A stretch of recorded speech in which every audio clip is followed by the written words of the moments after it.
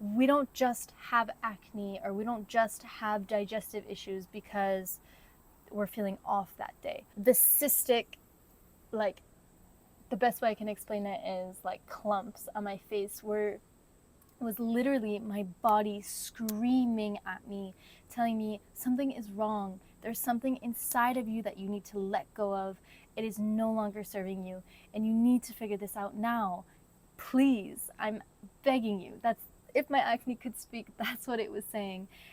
My name is Emily, and I suffered from very intense hormonal acne. And here are a couple lessons that I learned from having acne. I made this video for anyone else out there who is in the middle or has just recently finished their acne journey, because I know how debilitating it can be. It seems like something superficial when you first bring it up, but only those who really have had horrible and intense acne understand, or even not even intense acne, just any sort of acne, understand how much it affects you on the inside. And so I wanted to share a couple lessons that I learned from my journey with it, and hopefully that helps you on your journey. So a little bit about me and my story. I started having acne about around the age of 18, which is a lot later than what normally people start to have acne, or what age people normally start to have acne. I grew up in a house that ate very clean, luckily. My mother is someone who really prioritizes like having clean food. My sister and I have had an allergy to dairy all of our lives, and so that required my mom, since we were little, to be really specific about the foods we were eating. So all that to say is that my gut was in really good condition before I went to my first university. Once I arrived at university, as all other people that go to university, I ate really badly, and I definitely drank and ingested other things that was throwing off my hormones and my gut microbiome. So from a very physical perspective, there were a lot of things entering that shouldn't have. However, my acne was at a very basic level at this point, and I will insert some photos so you can see. But I actually had an experience during my college days that kind of triggered really, really, really bad hormonal acne. And I didn't make this connection until years later, but I will explain it all, and hopefully this can help you understand your journey if you had something similar happen. So my experience in university, I had one moment where I felt that I had a sexual boundary crossed that I didn't feel comfortable being crossed, and I didn't express myself or express the boundary that I needed to express. And years later, I realized that this event kind of was the start of my whole entire acne journey. I'm not saying that it's the one and only cause, but it definitely triggered something in my hormones, in the way that my nervous system reacted, that caused me to have lots of acne. And I find this very interesting because I have researched acne through and through. During my journey, I looked everywhere for help. I scoured YouTube for everyone's acne journeys. I read books. I changed my diet a million times, and I never found anything that really explained the emotional, or I guess you could say traumatic, connections with physical symptoms. And today I'm very aware of how all of that is intertwined. And so in the start of my journey, the first things that I looked towards was my diet.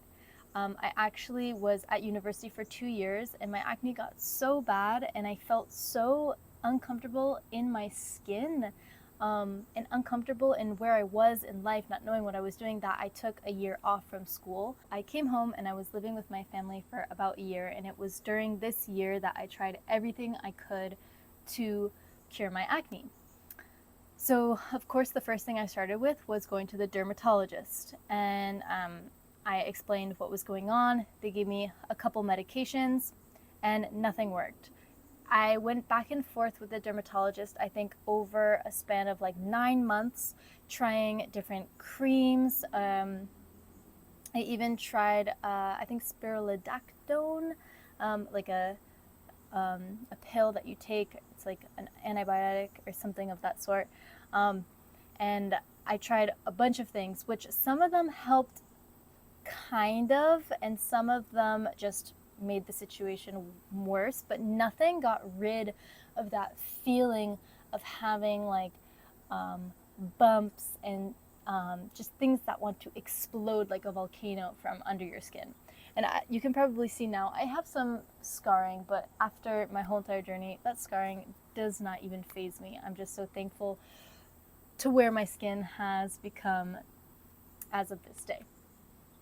So after about 9 months, I guess that would be a very approximative of me going back and forth to the dermatologist. I was really fed up. You know, I was struggling in a moment of my life where I was fresh into university. I wanted to meet friends. I wanted to meet people, and I felt so self-conscious. And to start with, I was pretty self-conscious as a person.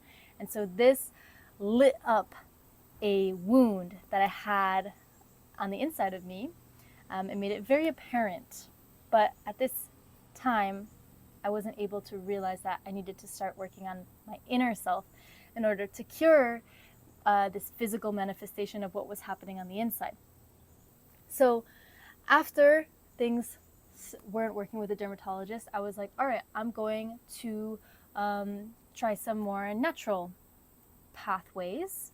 And I went to a naturopath. And that is where I had a complete analysis of, I had blood work done, I had my poop checked out, I had a stool sample to check out my gut microbiome, I had everything you could think of tested to figure out, okay, from a very Western medicine perspective, where is this acne coming from? And after my experience with the naturopath, she came up with the possibility of cervical cancer, the possibility of X, Y, and Z. And at the end of the day, it was probably another like 10 months. It was a long while that I was going back and forth with this naturopath, trying to figure out what supplements I could take. So I switched like hardcore pharmaceutical drugs to supplements that came in the form of like magnesium and something called GABA and all these different things. There was a point where I actually had a pill box the size of like a senior person's pill box full of the supplements that I had to take on a day-to-day. And at that point, I was like, this is not working. I felt even more uncomfortable in my skin putting all these supplements into my body and not finding any sort of answer. And at this time, I was trying to look onto, like I mentioned before, YouTube for some sort of help if anyone else went through this process. And I fell upon someone called Sarah's Day, who's an Australian blogger who also went through pretty bad acne and was able to heal it. And she mentioned going to an acupuncturist. And I had never seen an acupuncturist before this time, but at this point I was desperate. I was like, you know what? I want to finish things with this naturopath. I don't feel like anything is working. I feel like we're getting farther and more ambiguous in this problem. I want to switch like providers. So I started going to an acupuncturist, and that is where my vision on the body and how the body works completely changed. So this is the moment where I realized that acne, yes, it can be caused from environmental toxins and not washing your pillowcase and having poor facial hygiene. But if you're having hormonal, like, very cystic acne, there's a deeper cause. There is a root to this very apparent reaction and symptom that you're experiencing. And acupuncture, if you don't know what it is, so acupuncture is a medicine that comes from the East and from Eastern tradition and philosophy, where needles are put into energetic meridian lines that correspond with your organs. And now each organ system is not necessarily just the spleen or the kidney or the liver. They are in a whole archetype, or like a whole energy body that rules all the way from our emotions to like physical aches and pains, and everything in between. So like digestive disorders, physical skin disorders, even like diseases such as like dementia and Alzheimer's and arthritis. So it's a very potent medicine, and I am so thankful to have been introduced to it in this lifetime, because I don't know what I would have done without it. And so if you're listening to this video because you yourself are struggling with acne in this moment, I cannot recommend you enough to check out a local acupuncturist. Now remember, acupuncturists are similar to doctors in the only way that you need to find the one that fits best for you. Now, I started going to an acupuncturist near where my family lived, and it helped me out a lot up until a certain point. And that's when I actually ended up moving to go to a different university at that time. And I found the acupuncturist that fit the best with my body. And I would have never known that had I not had to switch acupuncturists. So if you find one that you feel just isn't quite right, or you don't really like the service, switch to another one and wait until you find the perfect match. Now, I started going to acupuncture, and this is when I was explained how the body functions in harmony. This was a concept I had never heard of before going to acupuncture, that we don't just have acne, or we don't just have digestive issues because we're feeling off that day. All of those physical symptoms are manifestations of small blockages within our system that can be created through our diet, through our environment, or the most common and universal is our emotions or our thoughts. And this is where I started learning that acne, especially the type of acne that I had, needed to be healed from the inside out. It was an inside job. The cystic, like, the best way I can explain it is like clumps on my face was literally my body screaming at me, telling me something is wrong. There's something inside of you that you need to let go of. It is no longer serving you, and you need to figure this out now. Please, I'm begging you. If my acne could speak, that's what it was saying. And it took me a long time to understand my body's language. And so, if you are struggling with acne, I want to ask you, is there something that you are repressing within your body, especially on an emotional level? Is there an event that happened that you never fully let yourself process? Or it could even be thoughts about yourself.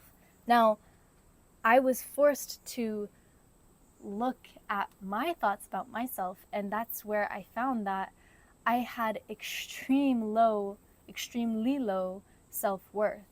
I thought of myself as a burden, and I had this like dark cloud above my head that basically told me that because I have acne, I am so ugly and so disgusting, I am worthless, and I contribute nothing to the society, and people actually have the right to be mean to me. It's ridiculous, but this is what my mind was convincing me of, because my entire life I was told, basically valued for beauty, like I was told that being beautiful is essentially how you get by in life, and I hope that this message resonates with other women out there, because I don't think I'm the only one that has this experience where ever since you're a little girl, it's like, oh, you're such a beautiful little girl because of like the way your hair is, or the way your eyes are, because you're skinny, or because your skin is beautiful, like some very physical traits. No one really was taught to look deeper and to say you're beautiful because of the way that you care for others, or you're beautiful because of the way that you look at nature with such curiosity and wonder in your eyes. And that's what really matters. Like, at the end of the day, this is just a meat sack. It's just a vessel for our soul, which is what truly matters. It's people will never remember what you said, but how you made them feel. And we are all, you know, whether you think about it in this way or not, it's undeniable we are energetic beings. The earth resonates at a certain frequency that we harmonize with, that has the power to heal us by just stepping on it, placing our hands onto it. And so your thoughts, they also have an energetic resonance. And so if you are not aware of your thoughts, they're going to manifest into physical symptoms such as acne. And this was all new information to me, and this took years for me to arrive at this point of, understanding of how interconnected everything is. So just going back to the timeline of my story, when I started going to acupuncture, that was like the start of my understanding that the body is connected, and this symptom is not random, and this is here to teach me something. I realized that acupuncture is a potent medicine, but it is a slow medicine, and that I needed to practice patience. And that patience forced me into self-acceptance. It was like, look, this is where you are now. You're going to be here for a little while, but we're working on it. In that time, can you accept yourself as you are here today? When you look in the mirror, although that you see bumps and redness and dryness and things you think are disgusting, can you accept that? And can you say, I still love you this way? How powerful is that? Imagine if you looked at yourself in the mirror when you thought you looked the worst, and you said, I still love you this way. Imagine if someone said that to you. How would you feel? You would probably be brought to tears. Something in your heart would shift, because it's this unconditional love that no one really is able to give to us but ourselves. And it's up to you to find that within yourself and figure out how you would like to feel that, and then give it to yourself, because that's truly the best medicine, better than any sort of pharmaceutical drug or acupuncture point, or any diet that's going to help you through this acne journey. It's getting back to that unconditional love for yourself, no matter how you look. And so, as I went through my acupuncture years, I would say it took probably like 3 years in acupuncture for me to really start to see a difference in my skin. And I was getting treated by one acupuncturist at one time, and when I transferred up to where I went to school in Montreal, I actually had a new acupuncturist who suggested to me to try a healing diet, which is not necessarily a healing diet, it's just the basics of like how an acupuncture diet, or essentially how like a lot of people in the East eat. Not everyone, but we could say people who follow kind of these standard basics of health. And what that encompasses is only drinking warm water, no cold water, no iced beverages whatsoever. So only warm liquids, and all of your food is cooked. So no salads, no smoothies, nothing like that. Everything is cooked. He also suggested for me to start eating something called congee in the morning, which is essentially like a rice dish. It's a tiny quantity of rice cooked with a lot of water, so it creates like this rice porridge essentially. And you can eat it with some meat, some tofu on the side, and then some steamed veggies, or you can dress it up however you want, and the principle of this is that the rice is very easy to digest for the system, and it gives the system time to recalibrate and kind of come back to this state of homeostasis, because innately, and this is the foundation that acupuncture is based on, is that our body is created to heal itself. It is a self-healing mechanism. However, we bombard our body with things that block that capacity to heal, whether that be like excess sugar, caffeine, anything that stresses the nervous system, and especially our thoughts. I'm going to keep going back to thoughts because that's the part of this that is the most potent. But yeah, so my body found its way back to healing itself. And now that brings me to where I am today, where I don't go to any doctor for my skin. I don't use any products on my skin at all. If my skin feels a little bit of dry, I'll put some like almond oil on it or any sort of oil, just not it will be like a natural oil, something that I could eat. And then if I want to wash my face, I'll use the same soap that I use on my body, which is tallow soap.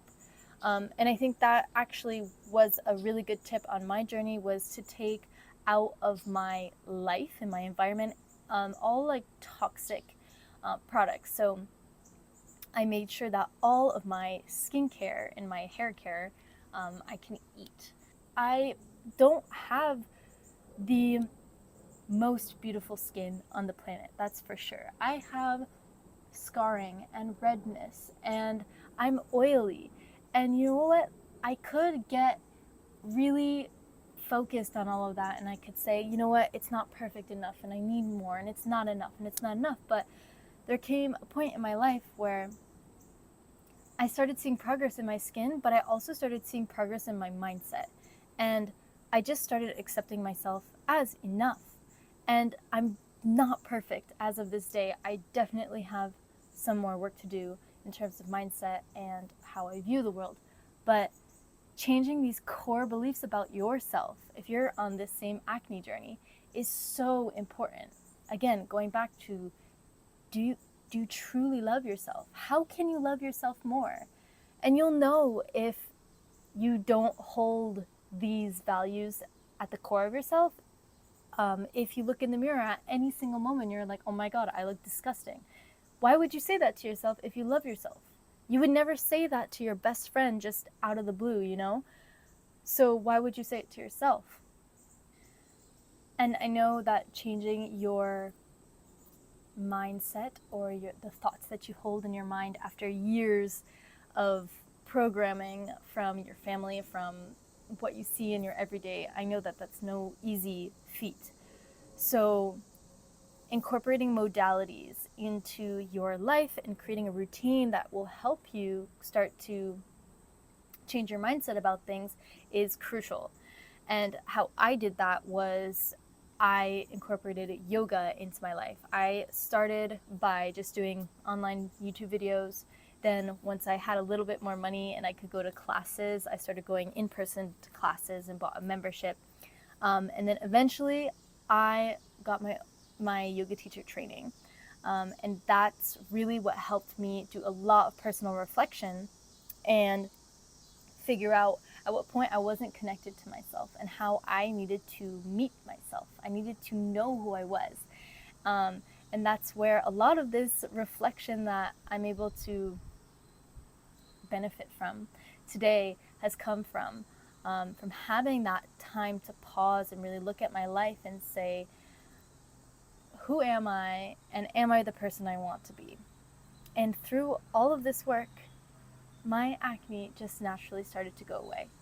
I eat basically whatever I want. I mean, I try not to go too crazy on sugar and caffeine, because it's easy to lean on those as, I guess you could say, support systems when we're feeling emotions that we don't want to feel. And I think the biggest lesson that I learned is that everyone says it, but you need to feel your emotions. You need to truly dive in and allow them to just come up from your belly or wherever you're holding them and set them free.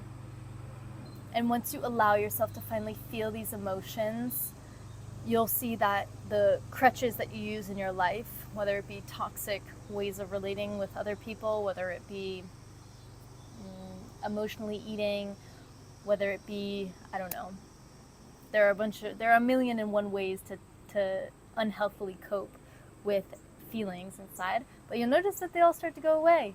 And it's definitely not easy, but I'm here to tell the tale. And I hope that my story reaches at least one person out there and helps you along your journey in healing your acne or whatever ailment that you might be suffering from. Can you ask yourself, is this coming from a deeper spot inside of me, especially if it's a chronic condition? What are the thoughts you hold about yourself? All disease begins within the mind, or it begins within thought. As we bring these thoughts into our mind and adopt them as their own, are you feeding a positive Garden of Eden within your body, or are you feeding a dark hole that is full of just sadness? Thank you for listening to me, and again, I hope this helped someone out there, and I will see you in another video. Bye!